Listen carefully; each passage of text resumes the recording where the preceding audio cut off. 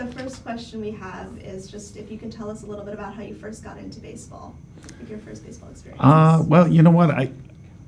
Yeah, go ahead. Yeah, I think when I was a youngster, I grew up in Pittsburgh, and when I was 10 years old, the Pirates were playing the New York Yankees in the World Series, and it came down to the last game of the World Series, and it was in extra innings, and Bill Mazeroski hit a home run, and the underdog Pirates wound up beating the great Yankees.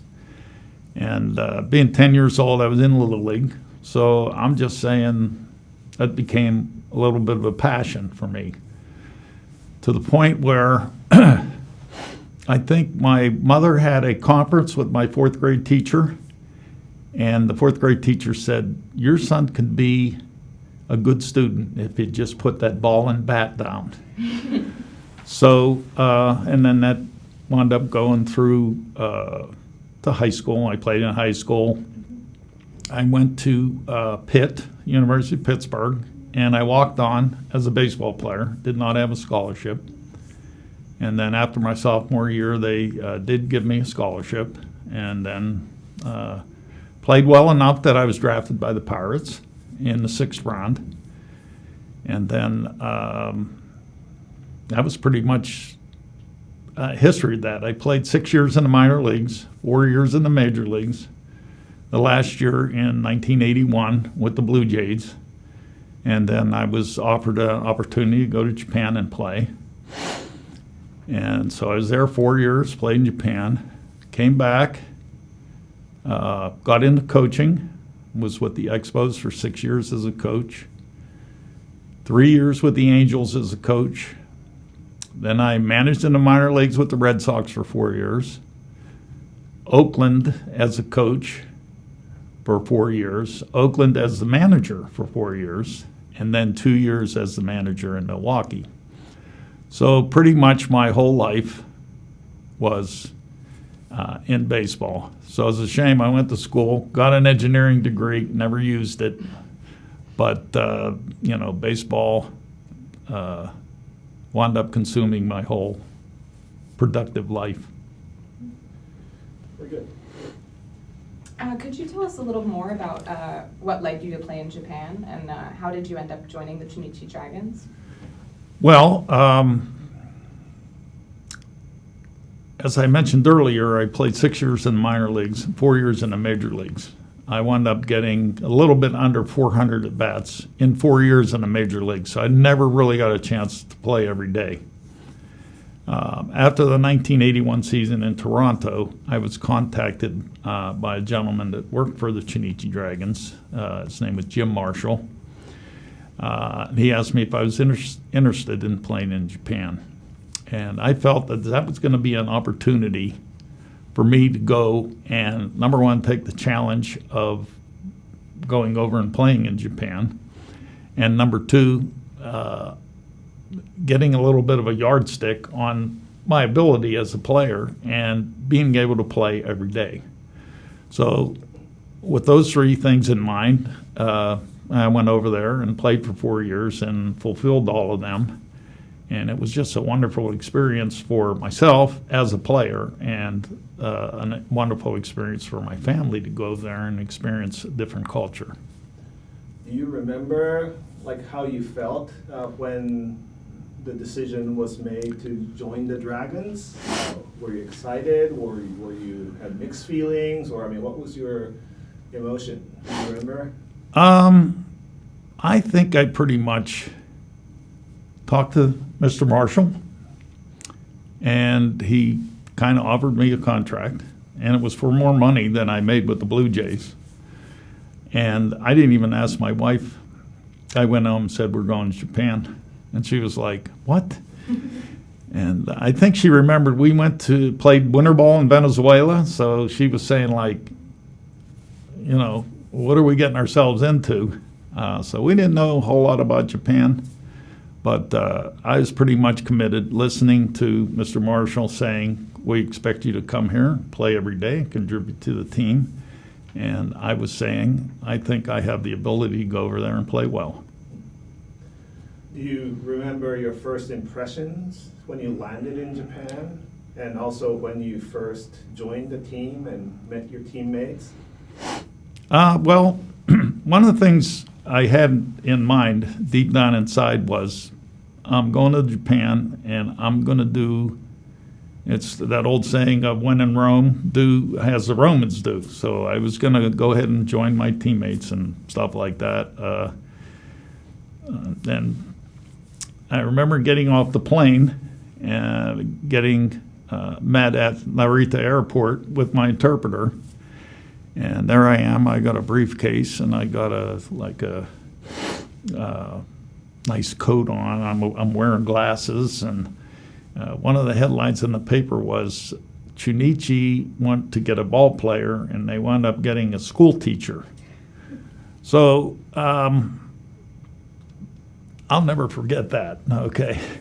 But anyhow, the next day, after one day of trying to get over jet lag, went to the stadium, Chunichi Stadium, and kind of met my teammates. The next day, we were off to Kyushu Island for spring training.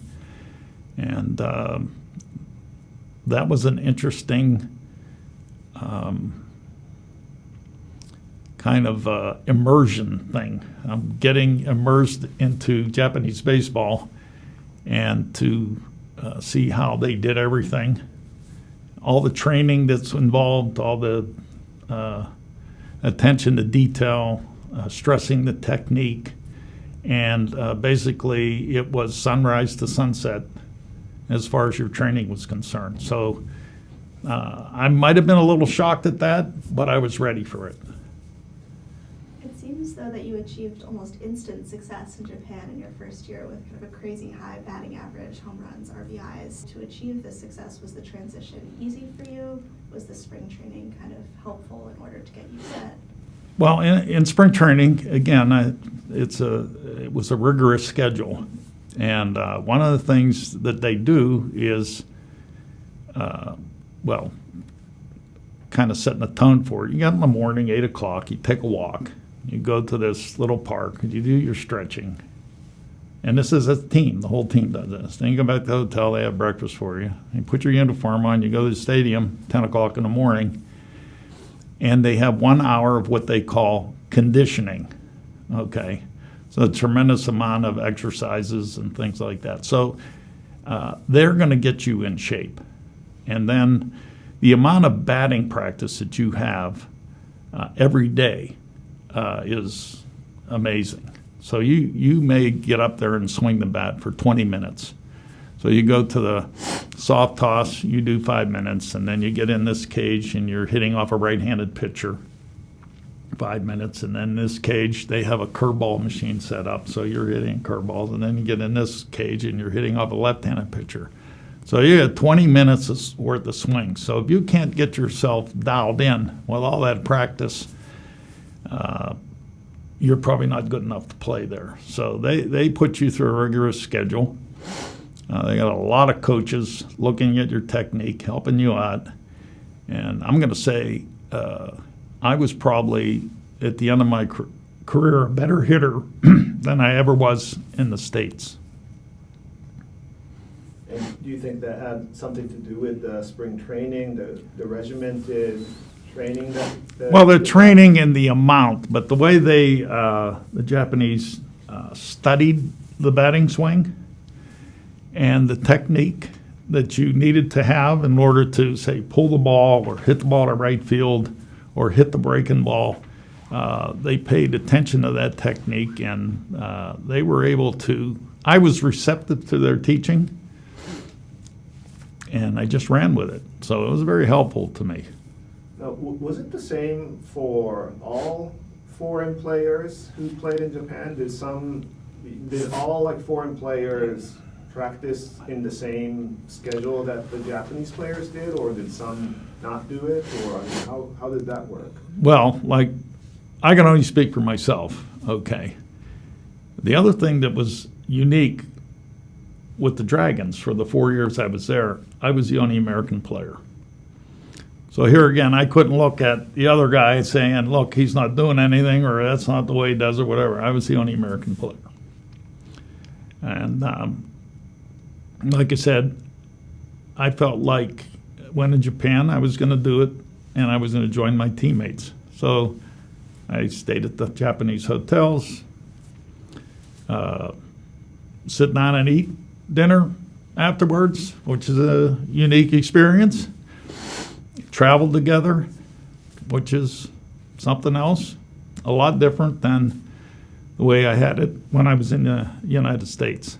So I'm sure there are other players that I got enough batting practice. I don't need to work on this or that.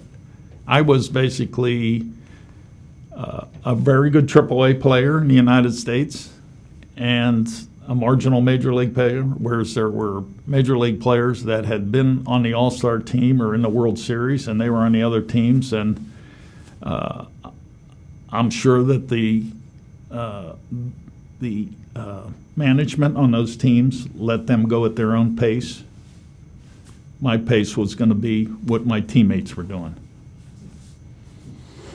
Did you ever incorporate any of those strategies into coaching when you returned to Major League Baseball, or was it kind of more divided because of the difference in culture? No, I did. Because they broke the technique down so well, especially when I became a manager in the minor leagues with the Red Sox. I had some very good players there, and I tried to help them with their batting technique just like I was helped in Japan. So one of the players that I had that wound up being an all-star player, Nomar Garcia-Parra, shortstop for the Red Sox, he was basically an opposite field hitter and didn't really learn how to pull the baseball. It was sort of like I was when I played in the States. I used the whole field, and they were able to teach me the technique where I could pull the ball and hit for power. So when Nomar played for me in Double-A, the Red Sox had him ticketed to be the leadoff hitter. And by the time he got into his career, he was the cleanup hitter. So he was the guy hitting the home runs. So that particular aspect, I was able to help these guys out a little bit with their technique hitting. Okay, can you tell us, going back to your first year, can you tell us, as Riley mentioned here, your stats are really impressive. You hit 311, 23 home runs, 76 RBIs, and you helped your team win the Central League. So, you know, just hitting the ground running, right? Contributing to your team in the first year. And I think your stats for the third year might have been even better. The batting average was a little higher than your first year. So that's something we'd be curious to hear more about a little later. But in the first year, what do you think was kind of the secret of your success? How were you able to adapt so quickly to the baseball culture that seems to be very different from the American one? Well, and I don't want to keep drumming on this, but getting into the team thing and doing what everybody else did, my teammates were more than willing to help me along. So you were a fan of our team, or you watched our team, and our leadoff hitter that first year was Mr. Tao. He wound up hitting 350. He was the second leading hitter in the league. So the preparation that we had every day, you would go to the hotel, get dressed, you'd go down for a scouting meeting. They would have a video there of today's pitcher, showing you the pitcher. Not only would you watch that, but go to the stadium, and like I said, Mr. Tao was very helpful with me. He would say, not only does this pitcher do that, but if he gets 2 strikes on you, this is what he tries to do. So it was tremendous scouting that helped me out as far as that's concerned. And I look at my years in the major leagues, the 4 years there, and there was 2 things that didn't happen when I was in the major leagues. They really didn't have video scouting or anything like that. Here's Steve Carlton pitching, and you're on your own, okay, basically.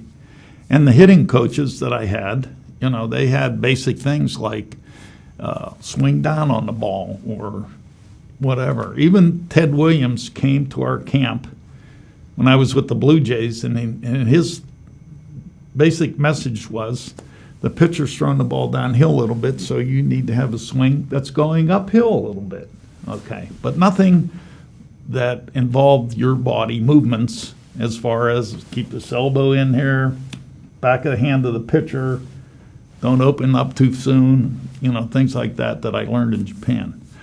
So the scouting and the help by my teammates, okay, particularly Mr. Tao, Mr. Yazawa, Oshima,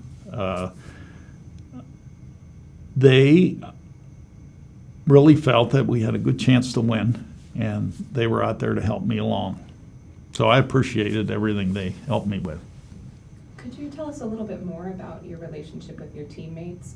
Did you become close both on and off the field, or was it more like a professional relationship?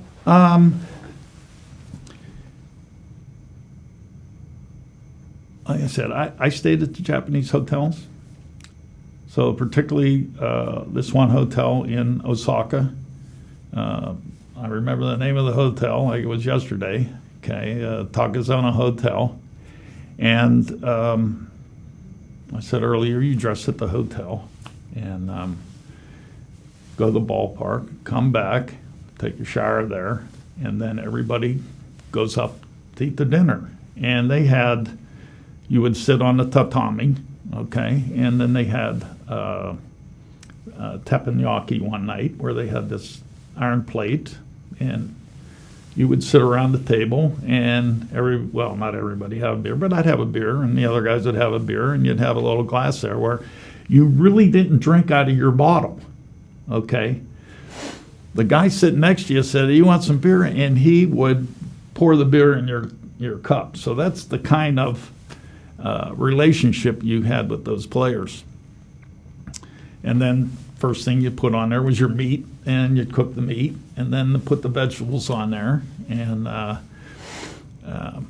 then at the end you'd get some rice and fill up. But I think doing all that stuff with my teammates, I got to know them pretty well, and they got to know me, okay. And this other meal that we had was shabu shabu, which is a big bowl of boiling water, and here again you put the meat in, and then you put the vegetables in, and then they cook the rice, and then when it's all done, they use the broth, and I think it's called ojiya, where they put some egg in there, and you finish your meal off with this rice and egg dish. But it's all like it's the wa thing, okay? Everybody's together and everybody's pulling together, so it was a good relationship with those players. Is the team, you know, like your team was, I think, known more for like the formidable hitting than the pitching, even though I think you had some very unique pitchers during your time. You had Komatsu, Ushijima. Did he just come in? You said Misawa and Takamasa Suzuki. It seemed like you had very unique pitchers as well. I'm just wondering if you could speak about, like, when you work as a team, when you build the WA, is it like it doesn't matter if you're a pitcher or hitter, it just everybody, you know, comes together, or are you guys kind of more divided by your, you know? Well, I think I'm going to say that year, going into the season,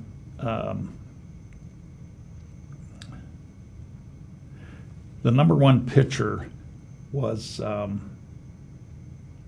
who later became the manager. You remember his name? One pitcher. Now Komatsu. Not Komatsu. No, he became the manager. Hoshino. Hoshino's the number one pitcher. So this is like a little bit of a strange story, but I'm going to tie this all together. We go through spring training, a month of spring training, a month of games, and then we're going to play the Giants. In the first game, this pitcher shows up, and I've never seen him before. Okay. So he was their number one pitcher, and he was a Giant killer. Okay. He was pitching against the Giants. But that was his last year. Okay. So he pitched a little bit, maybe into May, and then all these other pitchers came in, and they were all pretty much around the same age. So you had Komatsu, you had Kaku, you had Mizawa, you had Suzuki. You mentioned Yoshijima. He was the save point guy. Okay. Miyako was our left-handed starter. So it wound up, and Kaku. Did I mention Kaku? Yes. Okay, he was the other foreign player. He's from Taiwan. So it wound up, and Komatsu started the season on the disabled list. So they kind of worked him back into it. So once he got into the rotation, we had 5 guys to go out there and had an opportunity every day. And I think by the time the All-Star break came and we got into August, we were right there, and everybody just was pulling for each other. So it solidified the whole thing. It didn't matter if you're a pitcher, hitter, or whatever. Everybody was pulling for everybody. Along those lines, about 4 or 5 months ago, I got an email from Komatsu just wanting to know how I was doing. So, I mean, that is unbelievable. You got to realize that's 40 years ago. And he just wanted to know how I was doing. So, I do have some pictures there about some games that we did have. Takamatsu, Suzuki, he pitched one night, won 1-0. I hit a home run in the 8th inning, and we won 1-0. It was like a celebration for both of us, and something that probably neither one of us would forget. So, yeah, everybody came together. It was great. Yeah. We were wondering if you could tell us a little bit about the Japan series against the Seibu Lions that first year. Well, you know what? I talked earlier about guys on the other teams that were pretty much established Major League players. So they had Steve Olivares playing third base and Terry Whitfield, who was a very good Major League player. Like it was discussed earlier, we had a pretty good hitting team, but their pitching was exceptional. And unfortunately, we lost 4-2. I did hit a home run the first game, but we lost. And then I think they did the scouting that they needed to do, and they just started pitching me inside real hard. So I didn't do as well in the Japan series that I did during the regular season. But I knew it was going to happen the next year. They were going to start pitching me inside, so you got to make that adjustment. So that's where the technique thing came in. I started pitching me inside, and by the time the third year came, I hit 31 home runs. They stopped pitching me inside after I started hitting home runs. So that's the Japanese series was disappointing, but we played well enough to get there. Could you tell us who was the most difficult pitcher that you'd say who you faced in Japan? Well, to preface this, I think each team had maybe 2 starters that were very good. Okay, at that time, very few Japanese players came to the United States to play, and I think there were also some position players that were good enough to come over and play. But I think each team had 2 pretty good pitchers. And the Giants were known for their pitching. And the most famous pitcher was Egawa. And I'm going to say I did not have a hit off him until July. Okay. So that's a lot of offers because every time we played, the Giants, he would pitch. So I just spoke a little earlier about making an adjustment. We got into September that year playing them, and the 2 series that we played them, I hit a home run in each one of those series off Egawa. So they made a big deal of that I finally made a breakthrough and got some hits off Egawa. But he was very good, and so fortunately, I mean, he had this other pitcher, Nishimoto, that didn't throw as hard as Egawa, but he had tremendous movement on his fastball, and I had a lot more success against him than I did Egawa, but he's still a good pitcher. When Nishimoto would pitch you, wouldn't he pitch you inside? I mean, he had the shuto, right? He did. I mentioned earlier that when I played in the States, I could hit the ball to right field. If you try to pull the shuto, it's going to be a ground ball to shortstop and third base. So I backed away from the plate a little bit, and I tried to do the inside out thing and hit the ball up the middle in the right field. So I didn't have any home runs off him, but I got a lot of hits off him. So, and fortunately, particularly the first year, Tal was on base all the time, and we'd bunt him to second base, Japanese-style baseball, and I wound up getting a bunch of RBIs for that. So that was my, philosophy of hitting against Nishimoto. One more question about pitchers. Speaking of the Japan series that year in the '82, what did you think of the Seibu Lions pitchers? Higashio, Matsunuma, maybe the brothers were pitching against you at that point. But Higashio also had a... Higashio, yeah. Shoot. Well, he was their number 1 guy. Right. And so it only went 6 games. He pitched twice, and, we didn't do very well against them. Their pitching, they always say in baseball, good pitching shuts down the hitting, and they had a very solid lineup also. So we were just a little bit overmatched. Could you tell us how things went after your first year? Was it easier to prepare for the season after playing a full year in Japan? I knew what I knew what to expect. I came home for the off season, and it was pretty much off season as usual. I'm tried to be a fitness guy and work out all the time, and still do. So yeah, I was ready for the season. Now the statistics, you look at the statistics and say, oh, you didn't do as well second year. We were playing in Osaka one night, Koshin, and I hit a ball and come out of the box and pulled a muscle in my leg, my groin. I pulled my groin. Okay, so I missed a bunch of games because of that. And it took me a while to get back into it. And really, I felt like there was possibility I wasn't going to get a chance to come back the next year. Because if you're hurt and you don't finish up, they're good another player. That's easy to do. So I wound up playing maybe the last 6 weeks with a sore leg, but I went out there and played. And I think the general manager appreciated that. So in January, he called me up and said, we'd like you to come back. And I said I was delighted to do that. But that off season, went through the same workouts and everything. Didn't get hurt the next year. Played 130 games. So if you look at the number of games I played first year, 130, third year, 130. So out there every day. And I was fortunate to get called back and play. But my preparation, pretty much the same. And I knew what to expect when I went over there. One of the players that wound up playing for the Tokyo Giants, I think it's my third year over there, Warren Cromartie, was a teammate of mine in Montreal.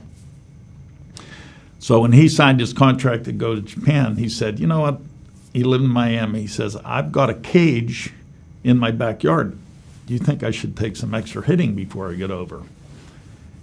And I said, nah, forget about the hitting. They'll give you as much hitting as you want, okay, or you can take. You better get your legs in shape. okay, because all the training they're going to do, conditioning. So that was my advice to him. And, I wasn't afraid of being physically fit and ready to go. That wasn't going to be a problem. Did you heed advice from, American players who had played before you? You said Jim Marshall was a person you've talked to in eventually landing with the Dragons. But you said you advised Warren Cromartie, but did you also receive advice from your predecessors? Well, some of the guys played on the other team. Jim Lytle played for the Carps, and so I was introduced to him, and he gave me some advice. Bobby Marcano, I think he played for the Hawks, Nankai Hawks, I'm pretty sure. He was in the other league. And there was a restaurant in Tokyo that I went to occasionally, and I met up with him one night during the spring training. And we spoke at length about all kind of stuff, and he was very helpful. How the pitchers would work you, what would happen here and there, blah blah blah, this and that. And I was a sponge. I sucked up everything that he had to say. But it still goes back to I'm the only American player, and Tao and Yazawa and Oshima and Uno, those guys were very helpful with my development as far as being a hitter.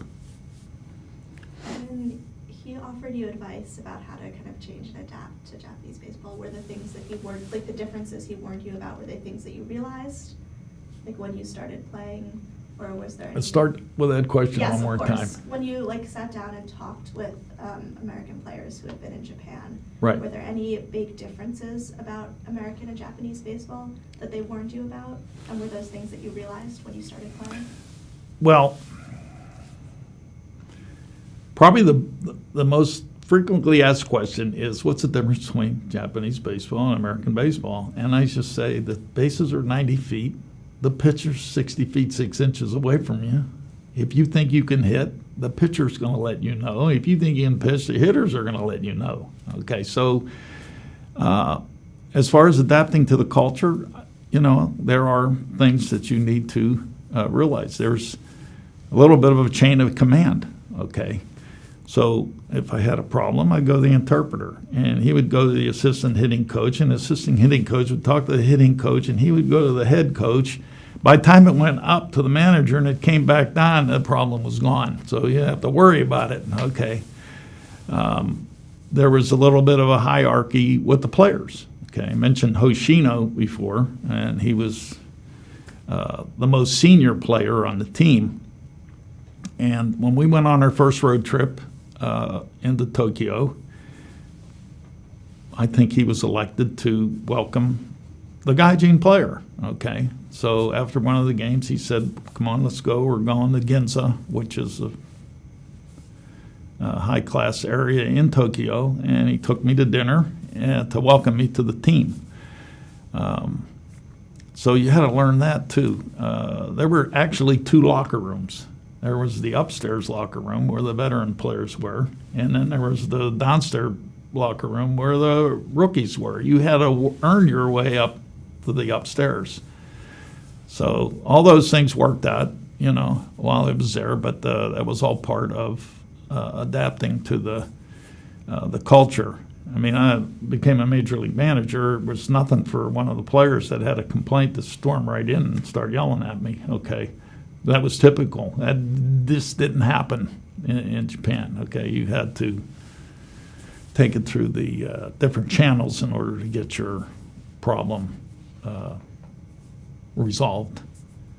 One follow-up about cultural differences. You mentioned earlier that the Japanese style, might involve more small ball. And I was thinking, I think one of your teammates was Hirano, right? He broke the records of the number of sacrifice bunts or something like that? Absolutely. Well, like I said, Tao hit 350 that year. He was on first all the time.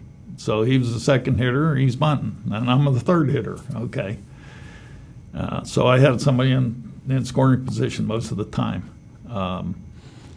So the transition from that to the way baseball's played now in the United States is night and day. Okay, bunting is kind of frowned upon here. And as I was a manager, I'd only ask him to bunt if I thought that bunt would help us win the game. And that would be maybe the 8th or 9th inning. We got a tie game, get a guy on first, you bunt, and play for the 1 run. So the philosophy in the States now is if you're playing for 1 run, that's all you're going to get. Okay. So if you play for 1 run and you get 1 run in the first inning and 1 run in the 3rd inning and 1 in the 5th, by the time the 7th inning comes, you got 4 runs and you got a chance to win. So that's a little bit of the difference there. This is a bit of a segue, but how would you describe your relationship with your manager while you were in Japan? Did you have a good relationship? You had Kondo Kondo. was first year, maybe, and then you had Yamauchi later? Kondo for 2 years. Yamauchi for 2 years. Kondo was more of a pitching guy. I think he was a pitcher when he played. And this guy was very good as far as managing the pitching staff and knowing how to run a game. Okay. I really only had 1 meeting with him. As the season progressed, I started off really well, as you guys have noted, and we got to middle of August. Well, I hadn't played every day in 4 years, so now I'm playing every day. And if you've been in Japan in the middle of August, it's hot. It's like being in South Carolina. So I'm getting a little tired, and my batting average kind of was dipping. So I got the first day that I was under 300, he called me up to the office, and he said, if you don't start hitting, we're going to bench you. I said, whoa, so maybe you want some extra practice. So I left that meeting and went with the interpreter, and I said, it's 500 degrees out here, extra practice. I need to lay in the ice bath, okay? So one of the things about being in Japan, in the summertime, you can hear the locusts. Once the locusts stop, the hot weather is done, okay? And normally September 1st, the locusts stop. And now you got the cool weather coming in there. And I got revitalized in the last month and wound up finishing strong. So that was really the only face-to-face meeting I had with Kondo. Yamauchi was a hitting guy, and he was determined to put his hands on me and get me to do more, okay?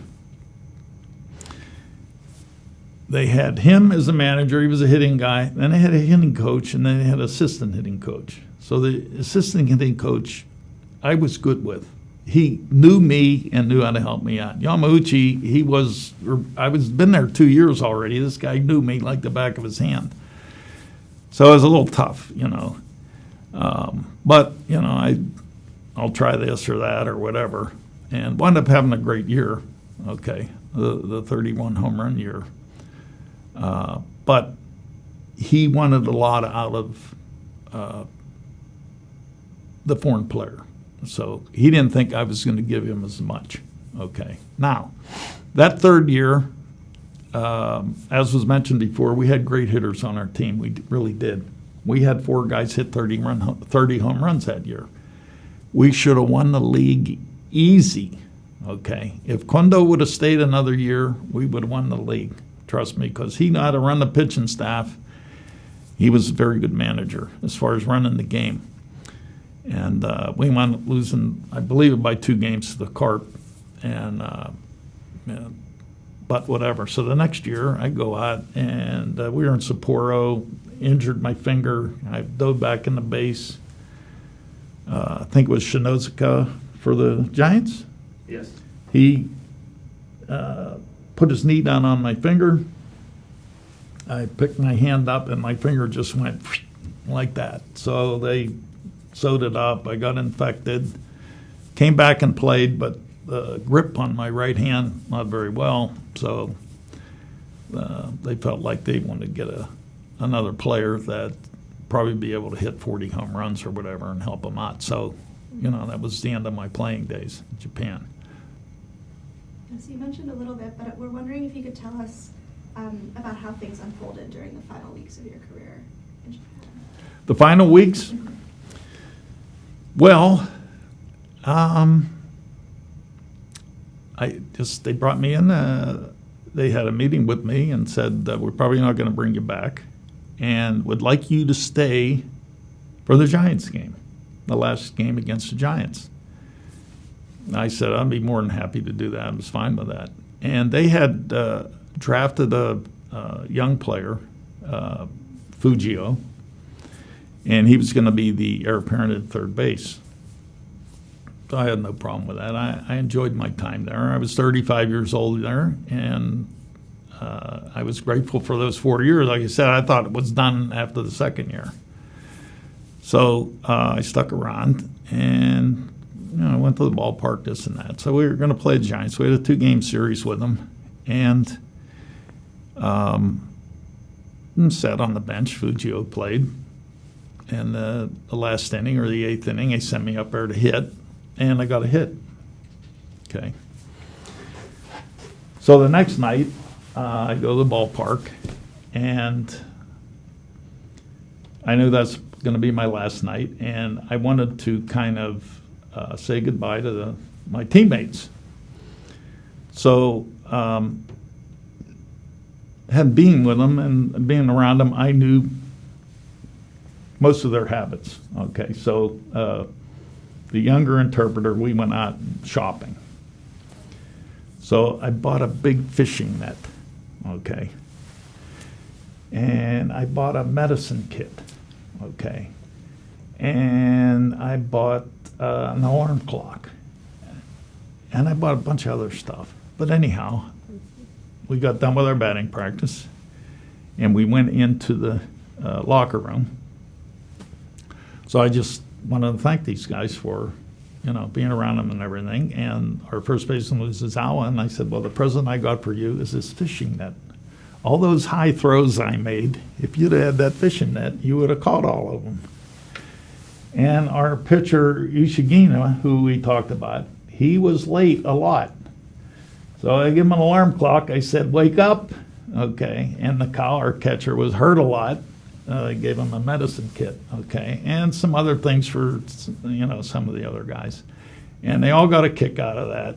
And then we had the last game. I batted against Nishimoto and hit a ground ball, made an out.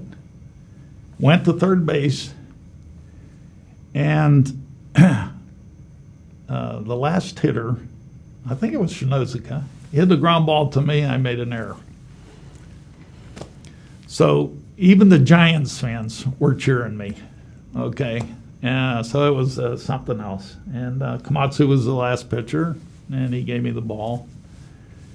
And then everybody shook my hand, and it was something else. And they lifted you. They did. They put me...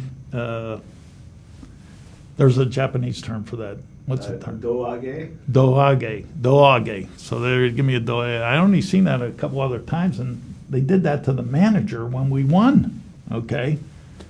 What are they doing that to me? And from what I understand, that was the first American player that was ever done to. And I think the guy I told you I talked to from Chunichi Shimba, that's the only American player they've ever done that to. So that almost made me cry the other day when I found that out. So the philosophy of going to, when you're in Rome, do what the Romans do, be part of the team, stay with the team, eat with the team, work out like the team does. In the end, that all paid off. One more question about that moment, but your time in Japan in general. What do you think of the fans? It seemed like you were so well loved, not just by your teammates, but fans. And I'm just wondering what you make of the fan culture in Japan towards baseball. Well, the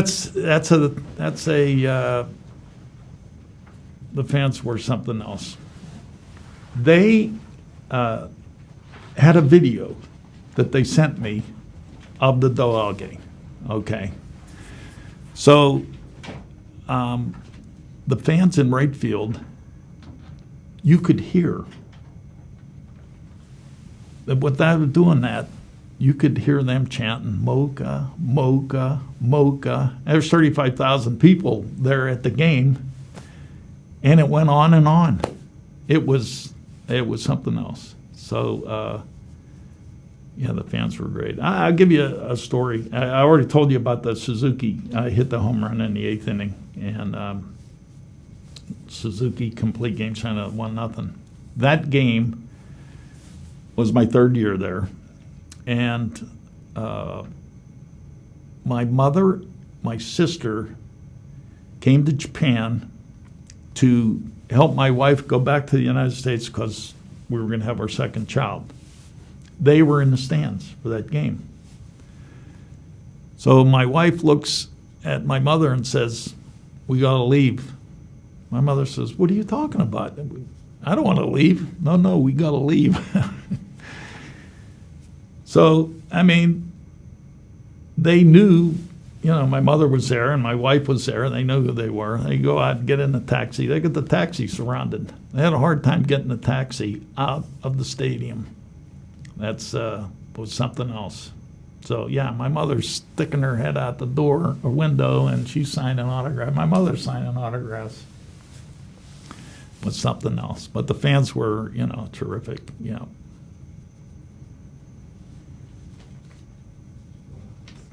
When you think about Japanese players who have come to the major leagues more recently, kind of what are your thoughts, or throughout history, what are your thoughts on the way that they've made that transition? And watching them play? Well, this is a little preview of what I'm talking about tomorrow. Okay. I mentioned earlier about how sticklers they were on the technique. Okay. So that was the hitting. Pitchers in spring training, they would go down there and throw 100 pitches. And you'd have home plate there. And then they'd have a little, put a line here and a line over here on the edges of the plate. And these pitchers worked on their pitching technique so they could throw it in that alley there, okay, instead of throwing it on the plate, okay. So the way they studied everything, in order to be successful against American players, okay, the American players are bigger and stronger or whatever, okay, the pitchers had to throw it in that alley, and the hitters had to have the proper technique in order to be successful. So Ichiro, who grew up in Nagoya, the city I played in, when I was playing, he was watching me, okay, which is hilarious. He gets a contract with Seattle. And I'm with Oakland then, coaching and managing. So I go out there early and I'm watching his batting practice.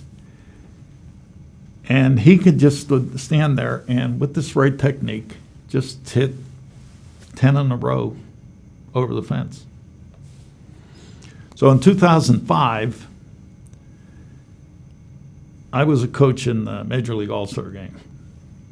So for the American League. And Ichiro was on the All-Star team. So, I mean, we had talked before, and I said to him, Ichiro, how come you don't get in the home run derby? You can beat these guys, I know it. And he said to me, I don't want to embarrass those big guys. But his technique was so good. And now, I mean, just look at it. Just ask yourself who the best player in the major leagues is right now. Okay, so, and the final cherry on top of this Sunday is they started the World Baseball Classic back in 2006. and they played 5 times, and Japan has won 3 of them. So I think the U.S. needs to do some catching up. What would you recommend the strategies for catching up be? Maybe studying what they do. Okay. There's been, I mentioned earlier about the video study. Okay. We never did that in the States in my 4 years in the major leagues. They had this little, they've got this little soft toss net that they used. Okay. There's a net and then there's a circle around there. And you do this working on your technique, hitting all these balls in there. Now, when I got back from Japan and I was coaching and traveling around, finally that soft toss net was here. Okay, and now they're studying the video of all the hitters. So even during the game, these guys have their iPads and they're sitting there watching that. So they're working their way to get there. But the Japanese, the players, they work so hard on these things that I'm talking about that, it's spring training in the United States, you go there, it's 9:30, you do your stretching, blah, blah, blah. You're done at 12:30. You're out playing golf, They're not. Okay. So that's just, I don't know if the hard work or more work or whatever is going to catch you up, but there's lessons to be learned for that. So I go off script a little bit. You probably throw some of this away, but they start their games at 6 o'clock at night. Okay, there's a reason for that. If you're working in downtown Nagoya, okay, and you're working 9 to 5, and you want to go to the game, you can't go home and then get to the game. You go straight to the game. You get to the game and would be out taking our infield practice. Businessmen all over the place. They've got these little boxes called obento, okay? They're eating their dinner there.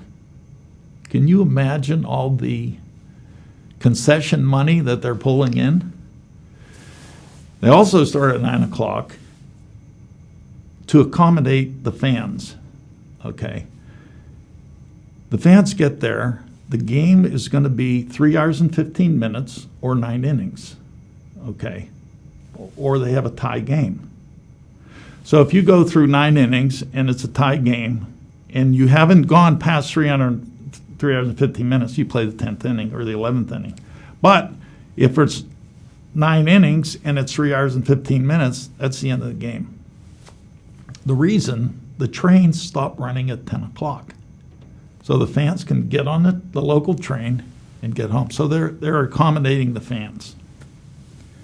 Another thing they do over there that I think is fabulous, we had our spring training for a month, and now we're going to play spring training games.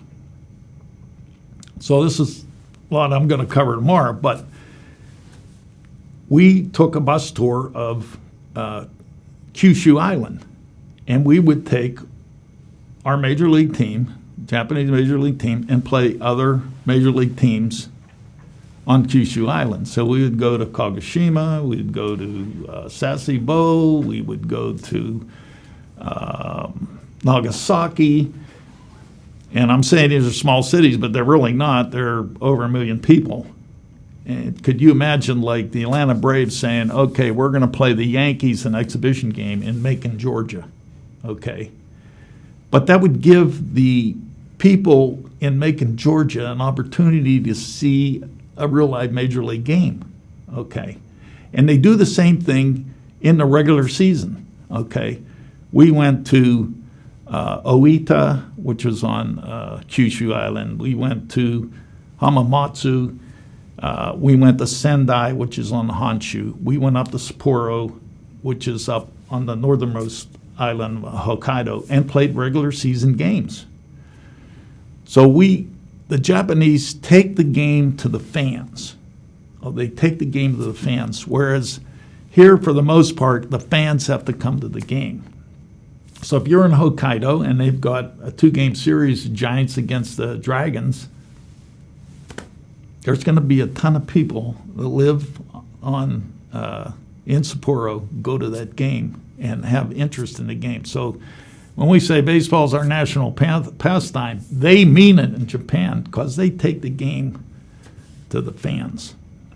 I know the MLB has started doing a few things like that with the Field of Dreams game and kind of different ways to get They the did, fans and they're going to involved. play a game in Alabama. But Oh, I didn't know that. they're going to play a game this year in Alabama. But they're 40 years late. Yeah. Okay. So they're catching up. They want to take the game to Korea, England, Mexico, and they're doing that to get television audience, okay? Not so much taking it, to the fans. Like, it's a little difference there, I think. So that's just some of my thoughts on I know there's one other one that's kind of eluding me right at the time, but that's some of my thoughts of the way it was run in Japan. And, they had some good ideas, I thought, the way they had all that.